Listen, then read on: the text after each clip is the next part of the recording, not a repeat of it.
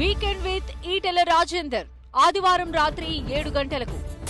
Watch on 10 TV, the unbiased news channel. ఏంటి ఈ మధ్య ఈటెల రాజేందర్ గారు పార్లమెంట్ లో సమస్యలు ప్రస్తావించడం కంటే ప్రధాన సమస్యగా భూ పోరాటం ఎత్తుకున్నట్టు కనిపిస్తుంది.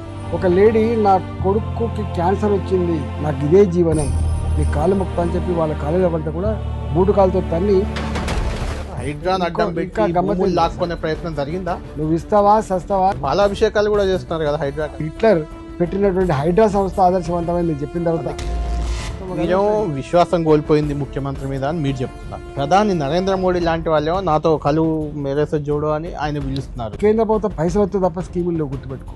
బీజేపీకి యువత దూరం అవుతుందనే సంకేతాలు వస్తున్నాయి కదా. శ్రీలంకలో ఏమైంది, బంగ్లాదేశ్లో ఏమైంది? మీరు బీఆర్ఎస్ లో ఉన్నప్పుడు అప్పుడు ఎట్లుండేది పరిస్థితి? పేనం మీద నుంచి పొయ్యిలపడండి. కేంద్ర మంత్రి అవుతారు అనుకున్నారు, ఏది కాకుండా కేవలం ఎంపీగా మిగిలిపోయారు. నేను ఎక్కడ స్పందిస్తే చెప్పండి. అంటే రాష్ట్ర అధ్యక్షుడు మారుస్తారు ఖచ్చితంగా. ప్రభుత్వం ఏర్పడాలంటే ఏం చేయాలో మాకు తెలియకుండా ఉంటుందా?